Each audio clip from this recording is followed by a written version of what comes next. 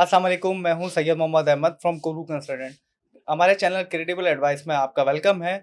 नाज़रीन, अक्सर और बेशतर हमारे क्लाइंट्स की काफ़ी सारी क्यूरीज आती हैं EB2 NIW के रिगार्डिंग कि EB2 NIW में कोई चेंजिंग तो नहीं हुई, स्टैम्प कैटेगरी के अलावा भी कुछ लोग अप्लाई कर सकते हैं, प्रोसेस टाइम क्या चल रहा है, अगर हम कोरू से रजिस्टर्ड होते हैं तो उसका क्या प्रोसेस है। इस हवाले से आज हम हमारे साथ मौजूद हैं हमारी सीनियर कंसल्टेंट सिद्रा, जो हमें इस हवाले से गाइड करेंगी कि प्रोसेस में कोई चेंजिंग तो नहीं आई, कौन-कौन सी ऑक्यूपेशंस हैं जो अप्लाई कर सकते हैं, कितने एक्सपीरियंस की रिक्वायरमेंट है। हम आज सिद्रा से बहुत सारे सवाल पूछेंगे और जितनी भी हमारी क्यूरीज है इंशाल्लाह आज उसको हम कंप्लीट करेंगे। अस्सलाम वालेकुम सिद्रा, कैसी हैं आप? वालेकुम अस्सलाम अहमद, मैं बिल्कुल ठीक हूँ। आप कैसे हैं? अल्हम्दुलिल्लाह मैं बिल्कुल ठीक हूँ। सिद्रा, आपने इंट्रोडक्शन में सुना कि मैंने काफ़ी सारे कहा है कि आज आपसे सवाल बिल्कुल करूँगा, ऐसा ही है। क्योंकि हमारे क्लाइंट्स की बहुत सारी क्यूरीज आती ट्रू। हैं प्रोसेस के हवाले से, अब जब ट्रम्प एडमिनिस्ट्रेशन के आने के बाद हुँ। से, और ऑक्यूपेशन के हवाले से जो एक मेन क्वेश्चन है। तो उस हवाले से सबसे पहले हम स्टार्ट करते हैं।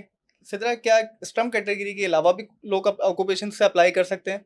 अच्छा देखें, ये बहुत अच्छा क्वेश्चन है और लोगों का इस चीज़ पे बहुत ज़्यादा कंसर्न जी। होता है कि हम लोग स्टैम्प कैटेगरी में फ़ॉल नहीं करते, तो क्या हम अप्लाई कर जी, सकते जी, हैं? जी। हमारे चांसेस हाई होंगे? हम अप्रूवल हमें मिलेगा या नहीं मिलेगा?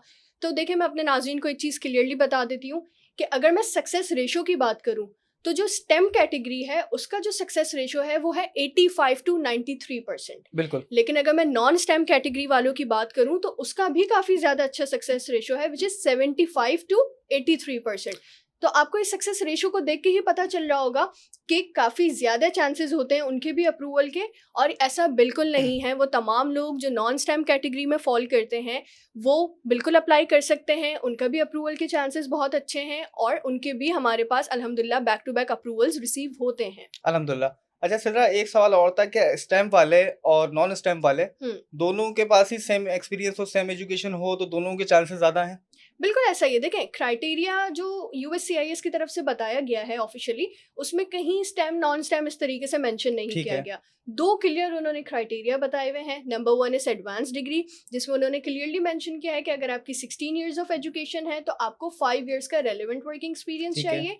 18 इयर्स और प्लस आपकी कोई एजुकेशन है तो आपको एक्सपीरियंस की रिक्वायरमेंट नहीं है। ठीक इसमें है। स्टेम नॉन स्टेम दोनों फॉल करते हैं। Same goes for exceptional ability, कि अगर आपकी 14 इयर्स ऑफ एजुकेशन है या 15 इयर्स ऑफ एजुकेशन है तो आपको 10 इयर्स का रेलेवेंट वर्किंग एक्सपीरियंस रिक्वायर्ड है, be it you fall in STEM category और नॉन स्टैम कैटेगरी। अच्छा, अगर हम बात करें प्रोसेस के हवाले से कि डॉक्यूमेंट्स हमें क्या-क्या चाहिए? क्योंकि बहुत सारे जो हमारे क्लाइंट्स हैं सिर्फ़ ये सोच के पीछे हो जाते हैं प्रोसेस के में आने से कि यार बहुत सारे डॉक्यूमेंट्स तो नहीं लगेंगे, पूरी पिटीशन बनती है, हम्म। बहुत सारी वर्किंग होती है, तो क्या-क्या मेन डॉक्यूमेंट्स हैं जो हमें क्लाइंट्स को चाहिए? और कोई डॉक्यूमेंट्स ऐसा तो नहीं है कि उनको यूएस से लेकर आना है या किसी और कंट्री से लेना है, या ठीक है, उनके पाकिस्तान के ही डॉक्यूमेंट्स काम आएँगे? मैं आपको बिल्कुल बता देती हूँ। ऐसा बिल्कुल होता है कि क्लाइंट्स दूर भागते हैं इस चीज़ से कि हमें बहुत टाइम लग जाएगा या हुँ, बहुत हेक्टिक हो जाएगा। एज़ सच कोई हार्ड कोई डॉक्यूमेंट ऐसा नहीं होता जिसमें टाइम लगे या जो क्लाइंट प्रोवाइड ना कर सके। ठीक बिल्कुल है। बेसिक डॉक्यूमेंटेशन है। फ़ेज़ 1 में आपके सिर्फ़ और सिर्फ़ इनिशियल एजुकेशनल डॉक्यूमेंट्स चाहिए होते हैं हमें इनिशियली, जो कि डिग्रीज़ एंड ट्रांसक्रिप्ट्स होती हैं, ठीक जिसके हम है। स्कैन कॉपीज़ ले रहे होते हैं। सेकंड फ़ेज़ की बात करूँ तो उसमें आपके कुछ सिविल डॉक्यूमेंट्स आते हैं, एफआरसी, एमआरसी एक्सेट्रा। बाकी डॉक्यूमेंट्स की बात करूँ तो उसमें एक्सपीरियंस लेटर्स, लास्ट 6 मंथ्स की सैलरी स्लिप्स आ जाती हैं, रिकमेंडेशन लेटर्स आ जाती हैं। ये सारी चीज़ों की आपको प्रॉपर असिस्टेंस हम और हमारी टीम आपको प्रोवाइड कर रही होती है, उसमें आपको सपोर्ट कर रहे होते हैं। मतलब एक normal documents, educational document, professional documents तो हर और किसी के पास मौजूद होते बिल्कुल हैं। ऐसा ही है। सिर्फ़ उसमें आपको बेसिक चीज़ों की अंडरस्टैंडिंग होनी चाहिए, जिसके लिए हम मौजूद हैं। और सबसे अच्छा इसका प्लस पॉइंट है कि आपको एचएससी से रिकॉग्नाइज नहीं करवाने बिल्कुल, ना एजुकेशन एचईसी से डॉक्यूमेंट्स। आपको अटेस्टेशन की रिक्वायरमेंट है, ना आपको मोफा से किसी डॉक्यूमेंट की अटेस्टेशन की ये एक रिक्वायरमेंट बड़ा है। अच्छा पॉइंट है हमारे क्लाइंट्स के लिए कि आपको परेशान नहीं होना डॉक्यूमेंट्स के लिए। हमारी प्रोसेसिंग टीम और हम लोग इसमें आपके साथ असिस्टेंट प्रोवाइड करते हैं। अच्छा सिद्रा, एक सवाल और है जो आजकल बहुत कॉमन चल रहा है हुँ, ट्रम्प एडमिनिस्ट्रेशन के हवाले से, बिल्कुल ऐसा है। कि ट्रम्प साहब ने आने के बाद क्या ईबी2 पे को बैन कर दिया, ट्रैवल को बैन कर दिया है, और क्या प्रोसेस है, प्रोसेस रुक तो नहीं गया EB2 का? तो इस हवाले से ब्रीफ करें हमारे क्लाइंट्स को। बिल्कुल। अच्छा देखिए अहमद, ये चीज़ हमारे अप्रूवल्स और वीज़ाज़ से शो हो रही है। हमें हुँ, बैक टू बैक अल्हम्दुलिल्लाह लास्ट वीक की इसी वीक की बात करूँ, लास्ट वीक की भी बात करूँ, तो हमारे पास वीज़ाज़ भी रिसीव हुए हैं और जी। हमारे पास अप्रूवल भी रिसीव हुए हैं। तो अगर ये प्रोग्राम बैन होना होता या अगर उनकी तरफ से ट्रम्प एडमिनिस्ट्रेशन की तरफ से या यूएससीआईएस की तरफ से ऐसी कोई अनाउंसमेंट हुई होती, तो ना हमें ये वीज़ाज़ रिसीव हुए होते, ना हमारे पास अप्रूवल आए हुए होते। और ये चीज़ क्लियरली ट्रंप ने अपनी स्पीच में मेंशन की है कि he is supporting legal immigration and EB2 is one of them. Yes. So ऐसा पॉसिबल ही नहीं है कि लीगल इमिग्रेशन कंटिन्यू है और EB2 को बैन कर दिया जाए या EB2 के अगेंस्ट कोई चीज़ उन्होंने कह दी हो। सो बिल्कुल वैसा ही प्रोसेस चल रहा है। ट्रम्प एडमिनिस्ट्रेशन से पहले भी यही चीज़ थी, वही प्रोसेसिंग टाइम था, कोई चेंजेस नहीं थे और अब भी ऐसा ही है, सेम एग्जैक्ट वैसा ही है। अल्हम्दुलिल्लाह बैक टू बैक अप्रूवल्स आ रहे हैं और वीज़ाज रिसीव अच्छा, हो रहे हैं। मैं ये बात अपने क्लाइंट्स को और जो हमारे अपकमिंग क्लाइंट्स हैं जो रजिस्टर्ड होने वाले हैं उनसे मैं करूँ कि मेरा अपना एक्सपीरियंस है, जब से ट्रम्प एडमिनिस्ट्रेशन आई है उसके बाद से मैंने सिद्रा ये चीज़ देखी है कि वीज़ा रेट और अप्रूवल रेट बढ़ गया है, बिल्कुल कम होने ऐसा के है, बजाय बिल्कुल हमारा काम ऐसा बढ़ है। गया है। हाँ, बिल्कुल ऐसा ही है।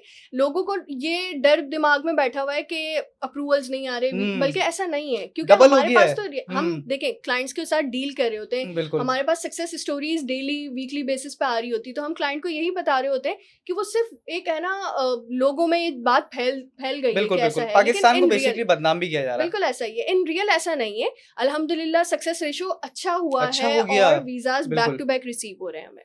तो ये तो एक अच्छा एक मैं कह रहा हूँ कि ट्रम्प का आना EB2 के या किसी और USA के प्रोग्राम के लिए एक मुबारक साबित हुआ है, ना कि कोई नेगेटिव पॉइंट हुआ है। तो बिल्कुल। क्योंकि हमारे आंखों देखी बात है, हमारी डेली की वर्किंग है, डेली हम देख रहे हैं अल्हम्दुलिल्लाह कि हमारे वीज़ाज ग्रांट हो रहे हैं, हमारे पास अप्रूवल्स आ रहे हैं, लोग इंटरव्यू के लिए शेड्यूल हो रहे हैं एम्बेसी में। तो अच्छा सिद्रा, एक और आखिरी सवाल, श्योर। प्रोसेस किस तरह स्टार्ट करें कोरू वालों के साथ, किस तरह राब्ता करें और हमारी जो क्यूरीज हैं उसको कौन टैकल करेगा, तो काइंडली इसका भी थोड़ा सा बता दें। मैं बिल्कुल बता देती हूँ। देखें, वो तमाम व्यूवर्स जो हमारी ये वीडियो देख रहे होंगे, आपको इस वीडियो के डिस्क्रिप्शन बॉक्स में हमारे तमाम काउंसलर्स के नंबर मौजूद मिलेंगे। आप किसी से भी अपनी क्वेरीज, अपनी प्रोफाइल, रिज्यूमे शेयर कर सकते हैं। आप वो शेयर करेंगे, हम काउंसलर्स आपकी प्रोफाइल को इवेलुएट करके आपको पूरा प्रोसेस गाइड करेंगे, सारे स्टेप्स वगैरह। प्रोसेस इनिशिएट करने का, रजिस्टर होने का सिंपल तरीका होता है, एक एग्रीमेंट साइन होता है। ठीक है। आप एग्रीमेंट साइन करेंगे, आपका कॉन्ट्रैक्ट शुरू होगा और उसके बाद आपका व्हाट्सएप ग्रुप क्रिएट होगा, जो हमने काफ़ी वीडियोस में हमारी बताया भी ठीक है। है। व्हाट्सएप ग्रुप में तमाम कॉरेस्पॉन्डेंस आपकी चल रही होती है क्लाइंट्स के साथ, जिसमें काउंसलर, प्रोसेसिंग टीम, हमारी हायर मैनेजमेंट सब मौजूद होती हैं। फिर आपके तमाम स्टेप्स, चाहे वो ECA हो, आपका एप्लीकेशन प्रोसेसिंग पिटीशन का फेज हो, फिर आपका NVC का हो, तमाम जो स्टेप्स हो रहे होते हैं उसकी कॉरेस्पॉन्डेंस उस ग्रुप में हो और रही हर होगी। चीज में हम क्लाइंट को लूप में लेते हैं, बिल्कुल बिल्कुल, हर चीज ऑब्वियसली ट्रांसपेरेंट रखी जाती है। बिल्कुल, तमाम चीज़ें कंप्लीट ट्रांसपेरेंसी एंड ऑनेस्टी के साथ क्लाइंट्स के साथ शेयर की जा रही होती हैं। उस ग्रुप में ही सारी कन्वर्सेशन हो रही होती है और सारे स्टेप्स बहुत प्रॉपरली डिटेल में गाइड किए जा रहे होते हैं। ठीक है, बहुत बहुत शुक्रिया सिद्रा आपका कि आपने बहुत अच्छे से इस प्रोसेस को ब्रीफ किया है, क्योंकि आई होप कि आपकी काफ़ी सारी क्यूरीज इस वीडियो के बाद से क्लियर हो गई होंगी। प्रोसेस के हवाले से, ट्रम्प एडमिनिस्ट्रेशन के आने के बाद वाले जो जितने सिनेरियो चल रहे हैं उस हवाले से। मिलेंगे इंशाल्लाह फिर किसी और वीडियो में, किसी और गेस्ट के साथ, किसी और प्रोग्राम पे करेंगे बात। अल्लाह हाफ़िज़।